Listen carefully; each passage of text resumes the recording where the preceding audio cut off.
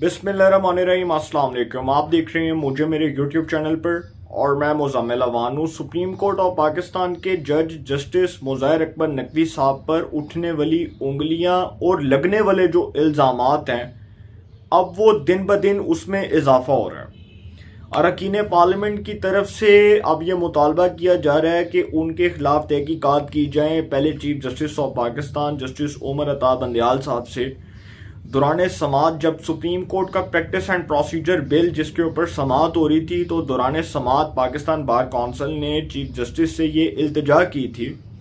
कि वो मुज़ाहिर अकबर नकवी साहब को इस बेंच से निकाल दें,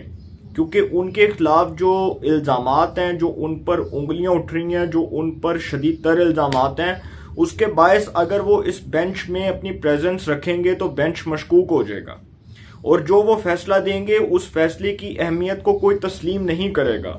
लेकिन उसके बावजूद चीफ जस्टिस ने कहा कि एक जज जिसके खिलाफ इल्ज़ामात हैं, जब तक सुप्रीम जुडिशल काउंसिल में उसके खिलाफ शिकायत या उसके ऊपर कोई कार्रवाई नहीं हो जाती, तब तक जज को उसके जो है वो उसके कंडक्ट को या उसके ऊपर उठने वाली उंगलियों को ये तस्वुर नहीं किया जा सकता कि वो जज बेंच में नहीं बैठ सकता या वो केस का फैसला नहीं दे सकता। उन्होंने कहा कि एक जज जिसका आप हवाला दे रहे हैं उसके ऊपर अगर ये कहा जा रहा है कि जी वो जज के ऊपर ये इल्ज़ामात हैं, ये सारा कुछ है, तो सुप्रीम जुडिशल काउंसिल जब तहकीकात करेगी तब देखा जाएगा, तब ये मामला आप देख लेंगे। लेकिन इस तरह तो नहीं हो सकता कि एक जज को कहा जाए कि जी आप बेंच से उठकर चले जाएं या आप अपने आप को बेंच से अलहदा कर लें। तो बेसिकली उन्होंने जब मिसाल दी थी तो मैंने आपको ये भी बताया था अपने व्लॉग में कि वो जस्टिस काजी फायज ईसा साहब की मिसाल दे रहे थे, उमर अता बंदयाल साहब, और कह रहे थे कि जस्टिस काजी फायज ईसा साहब के केस में भी ऐसे ही हुआ था। सर बिल्कुल ऐसे नहीं हुआ था। जस्टिस काजी फायज ईसा साहब ने अपने आप को अपनी एहलिया समेत अकाउंटेबल बनाया, उन्होंने अपने आप को एहतसाब के लिए पेश किया और जब उनके खिलाफ सुप्रीम जुडिशल काउंसिल में सदारती रेफरेंस गया था तो उसके बाद से लेकर उस टाइम पीरियड तक जब तक उनके खिलाफ फैसला नहीं आया, उनको जिस तरह से अदालत में पेश होना पड़ा, जिस तरह से उनको अदालती कटहरे में खड़ा होना पड़ा अपनी एहलिया सरीना ईसा समेत, तो वो भी आपके सामने है। तो फिर मिसालें तो बहुत सी हैं, लेकिन हम इस बात को तस्लीम करने से इनकारी हैं कि जस्टिस काजी फायज ईसा साहब जो हैं उनके खिलाफ जो तासुब था वो बहुत से लोगों को था। उस वक्त अदलिया के अंदर जो वो लोग मौजूद थे वो भी तासुब से भरे हुए थे। जस्टिस गुलजार थे, जस्टिस क्या नाम है उनका, एक और जज थे मुझे उनका नाम भूल गया, जस्टिस अजमत सईद शेख साहब थे, जस्टिस काजी अमीन साहब थे, बहुत से ऐसे जजेस थे जो तासुब से भरे हुए थे। जस्टिस सज्जाद अली शाह साहब जो सिंध हाई कोर्ट से गए, उन्होंने भी उनके खिलाफ फैसला दिया था। लेकिन यहाँ पर अय्याज सादिक साहब ने जो कौमी असम्बली में तकरीर की है, साबिक स्पीकर कौमी असम्बली सरदार अय्याज सादिक साहब ने जो तकरीर की है और जिस तरह से उन्होंने कुछ चीज़ों को हाईलाइट किया है कौमी असम्बली में खड़े होकर, जो वफाकी वज़ीर इक़्तिसादी अमूर के अय्याज सादिक साहब, उन्होंने कहा है कि जस्टिस मुज़ाहिर अकबर नकवी पर संगीन इल्ज़ामात हैं और उंगलियां उठ रही हैं। इनको बताना चाहिए कि इनका सोर्स ऑफ इनकम क्या है, वो अपनी जायदादों से मुतल्लिक अपना सोर्स ऑफ इनकम बताएं। फिर उन्होंने कहा कि वो अपनी जायदादों की मनी ट्रेल दें, ये मामला PAC को भेजें, पब्लिक अकाउंट्स कमेटी को भेजें कि पब्लिक अकाउंट्स कमेटी इसको ऑडिट करे और पता चलाया जा सके कि ये जो जायदादें हैं जज साहिबान की, जिसमें एक तो पहला इल्ज़ाम उनके ऊपर यह था ना कि जो उनकी एक ऑडियो लीक होती है परवेज़ इलाही के साथ, और परवेज़ इलाही साहब के साथ वो जो गुफ्तगू हो रही थी जिसमें वो कह रहे थे कि जी गुलाम महमूद डोगर जो CCPO लाहौर था उसका केस जस्टिस मुज़ाहिर अकबर नकवी के बेंच में लगाना। और आप सबको शायद याद होगा कि इलेक्शनों का तनाज़ा भी इसी सूरत हाल की एक कड़ी है, इसी सिलसिले की एक कड़ी है कि साबिक CCPO लाहौर गुलाम महमूद डोगर साहब जो हैं उनके तबादले का केस सुप्रीम कोर्ट में समात के लिए मुकर्रर होता है। उस पर बेंच बनता है जस्टिस एजाजुल हसन, जस्टिस मुज़ाहिर अकबर नकवी और जस्टिस मुनीब अख्तर। 3 रुकनी बेंच ये फैसला देता है कि जो CCPO लाहौर गुलाम महमूद डोगर है उसके ऊपर चीफ जस्टिस ऑफ पाकिस्तान इस केस पर खुद नोटिस लें, और इसमें इलेक्शन कमीशन चूंकि ये इस केस में फरीक होता है, वो इस पर ये इल्ज़ाम लगाता है गुलाम महमूद डोगर पर कि अगर इसका जो ट्रांसफ़र है वो कर दिया जाता है तो ये असरअंदाज होगा इलेक्शन के ऊपर। और वो शख्स जो है वो उसके हक में फैसला दे दिया जाता है कि जिसका ट्रांसफर रोक दिया जाए, लेकिन उसके बावजूद सुप्रीम कोर्ट के उस फैसले को हवा में उड़ाया जाता है और गुलाम महमूद डोगर कुछ दिन पहले रिटायर हो गया। अब ये जो केस है जिसमें जस्टिस मुज़ाहिर अकबर नकवी साहब के ऊपर इल्ज़ामात हैं, देखें मुज़ाहिर अकबर नकवी साहब का डायरेक्टली मैं नहीं कह रहा कि कोई ताल्लुक होगा गुलाम महमूद डोगर से, लेकिन उनके ऊपर जो उठने वाली उंगलियां और जो लगने वाले इल्ज़ामात हैं वो इस बुनियाद पर हैं कि जो परवेज लाई साहब के साथ उनकी ऑडियो लीक होती है उस ऑडियो के अंदर सुना जा सकता है कि गुलाम महमूद डोगर का जो केस है वो मुज़ाहिर अकबर नकवी के बेंच में लगवाना है, ये परवेज लाई साहब कह रहे हैं।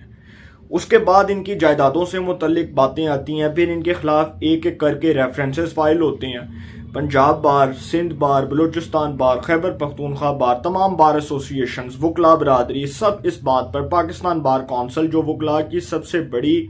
और सबसे तवाना आवाज़ है, जो वकला बॉडी है, जो सबसे बड़ी जो है वो वकला की आप समझ लें कि तंजीम है, वो कहती है कि जस्टिस मुज़ाहिर अकबर नकवी साहब के ऊपर जो इल्ज़ामात हैं, जो उनके ऊपर एलिगेशंस हैं वो बड़े संगीन हैं। उनके बेटों की जो जायदादें हैं, जो उनकी अपनी जायदादें हैं, जो उनके ऊपर इल्ज़ामात हैं, फिर वो मोहम्मद खान भट्टी जो साबिक प्रिंसिपल सेक्रेटरी रहा परवेज लाई का और जो साबिक सेक्रेटरी रहा पंजाब असम्बली का, उसने जो FIA के जो है वो FIA की कस्टडी में दौरान तफ्तीश जो इंकशाफात किए, जिस तरह उसने फरमाया कि जस्टिस मुज़ाहिर अकबर नकवी साहब के बेटे मुस्तफ़ा नकवी और मुर्तज़ा नकवी किकबैक्स लेते रहे, उन्होंने जो है वो अरबों के ठेके लिए, उन्होंने जो है वो इतने इतने सरकारी नौकरी के इवज़ इतने इतने वो जो है वो पैसे रखे हुए थे और वो सरकारी नौकरियां बांटते थे, रिश्वत देते थे। तो सर जो इल्ज़ामात हैं वो बड़े संगीन हैं। मैंने आपको एक अमेरिका की अदालत की मिसाल दी थी कि अमेरिका के एक जज हैं, हाल ही में उनके ऊपर कुछ एलिगेशंस, कुछ इल्ज़ामात लगे, उनको पेश होना पड़ा, उनको अपने आप को इंक्वायरी के लिए पेश करना पड़ा, लेकिन यहाँ पर उल्टी गंगा बहती है। यहाँ पर चीफ जस्टिस ऑफ पाकिस्तान इज्जत माब इंतहाई काबिल एहतराम, उनसे रिक्वेस्ट की जा रही है, तमाम पॉलिटिकल पार्टीज, तमाम बार एसोसिएशंस, तमाम वकला बरादरी, पूरी पाकिस्तान की वकला बरादरी, bar council, Pakistan bar council, सब ये इल्तिजा कर रहे हैं कि एक जज साहब जिनका कोड ऑफ कंडक्ट मेलाफाइडी है उनके खिलाफ तहकीकात होनी चाहिए और सुप्रीम जुडिशल काउंसिल इस हवाले से इजलास बुलाए, और नहीं बुलाया जा रहा। अब जजेस की अपॉइंटमेंट जो थी उसको भी आप देख लें कि एक क्राइसिस के तौर पर देखा हमने कि सुप्रीम कोर्ट में वो जो जजेस की अपॉइंटमेंट जो पिछले साल हुई अक्टूबर के अंदर, जिस तरह अतर मिनिल्ला साहब को सुप्रीम कोर्ट में रेफर किया गया, जस्टिस हसन अजहर रिजवी, जस्टिस शाहिद वहीद, तो ये भी एक मामला था ना जो तनाज़े की शक्ल इख्तियार कर चुका था और तनाज़ा बन गया था। एक तनाज़ा ये था कि जी जो जूनियर जजेस हैं उनको बतौर जज सुप्रीम कोर्ट में अपॉइंट ना किया जाए। जस्टिस आयशा मलिक साहिबा की जो है वो उस वक्त भी यही हुआ था।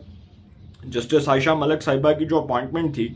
उसमें जस्टिस गुलजार साहब ने जब उनका नाम पेश किया था तो वो नाम रद्द हो गया था। उसके बाद जब ये मामला टाई हुआ था उसके बाद फिर जस्टिस आयशा मलिक साहिबा का नाम दिया गया और वो सुप्रीम कोर्ट की जज बनी। लाहौर हाई कोर्ट की बड़ी क्रेडिबल जज थी, उनके फैसले बोलते थे, उन्होंने खवातीन से मुतल्लिक बड़े दबंग फैसले दिए।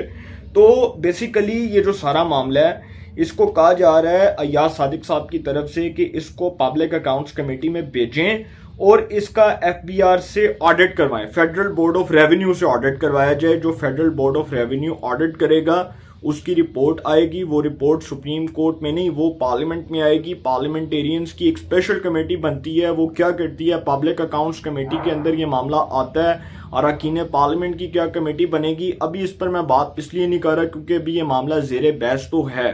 लेकिन इस पर अभी वर्किंग स्टार्ट नहीं हुई। तो जब वर्किंग स्टार्ट होगी तब बात होगी। तो इसके ऊपर जी 15 दिन में इसकी इंक्वायरी होनी चाहिए और कहा जा रहा है कि जी 15 दिन के अंदर अंदर इसकी रिपोर्ट पेश की जाए और पता लगवाया जा सके कि इस रिपोर्ट के ऊपर क्या काम हुआ। अब देखते हैं इसके ऊपर क्या काम होता है। लेकिन उसके साथ साथ जब अय्याज सादिक साहब कौमी असेंबली में खड़े होकर ये बातें कर रहे थे तो इसी दौरान उन्होंने जो डिप्टी स्पीकर हैं कौमी असेंबली के जाहिद अकरम दुरानी साहब, उनको मुखातिब करते हुए कहा कि स्पीकर साहब ये मामला एक जज की इज्जत का नहीं है, ये पूरी अदलिया के वकार का और उसकी इज्जत का मामला है। और उसकी वजह से, एक जज की वजह से पूरी जो मौजज़ अदलिया वो बदनाम हो रही है। चीफ जस्टिस के ऊपर इल्ज़ामात लग रहे हैं, उन पर उंगलियां उठ रही हैं, उन पर लोग जो है वो उंगलियां उठा रहे हैं और पूरे इदारे को इस वक्त तनकीद की जद में ला रहे हैं, क्योंकि एक जज साहब अभी तक ना तो अपनी जायदादों से मुतल्लिक मनी ट्रेल दे सके हैं, ना वो बता सके हैं कि जी उनकी मनी ट्रेल क्या है, ना वो ये बता सके हैं कि उनका सोर्स ऑफ इनकम क्या है, ना वो ये बता सके हैं कि उनके पास जो उनके पास इतनी प्रॉपर्टी है उसका क्या रिकॉर्ड है। तो उन्होंने कहा कि बेहतर यही है कि इसका जो फिर ऑडिट है वो एफबीआर से करवा लिया जाए और पब्लिक अकाउंट्स कमेटी में इस मामले को रेफर कर दिया जाए। और फिर डिप्टी स्पीकर जो जाहिद अकरम दुरानी साहब हैं वो ये कहते हैं कि this matter is referred to public accounts committee PAC के पास ये मामला चला गया। अब देखते हैं इसके ऊपर क्या तहकीकात होती हैं, लेकिन सर इल्ज़ामात बहुत संगीन है और ये मामला बैठने वाला नहीं है।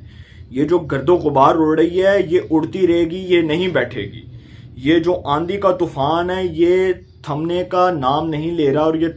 सिलसिला जो है वो थमने का, रुकने का नाम नहीं ले रहा, बल्कि ये लग रहा है कि ये मामला और उलझेगा। तो बेहतर है चीफ जस्टिस साहब अपने इदारे की इज्जत को सामने रखते हुए,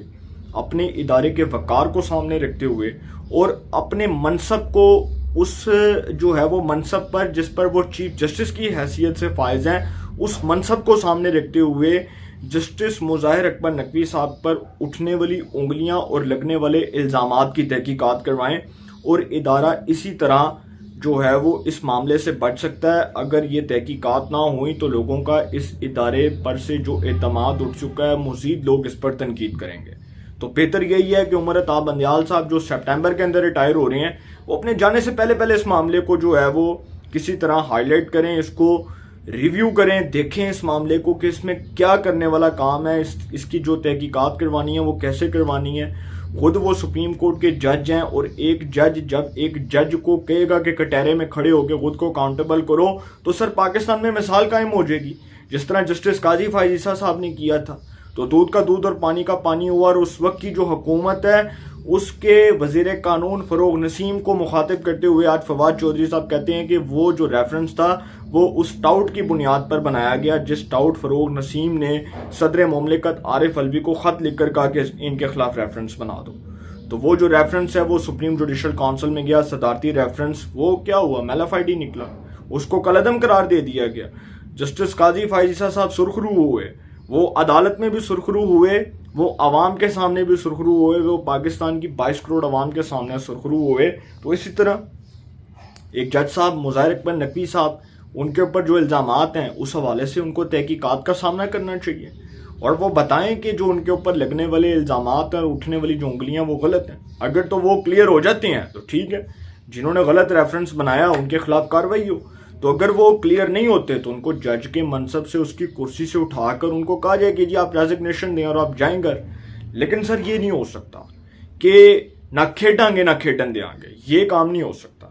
एहतसाब होगा, क्रॉस दी बोर्ड होगा। सिविलियंस एहतसाब की जद में आते हैं, जजों और जर्नलों को भी एहतसाब की जद में आना चाहिए और ये मिसाल कायम हो जानी चाहिए कि पाकिस्तान में कोई भी शख्स आइन और कानून से बालातर नहीं है। No one is above the law. अपनी राय का कमेंट्स में ज़रूर इज़हार कीजिएगा। इंशाल्लाह एक नए सेगमेंट के साथ फिर मुलाकात होगी। अपना बहुत ख्याल रखिएगा। अल्लाह ने के बाद।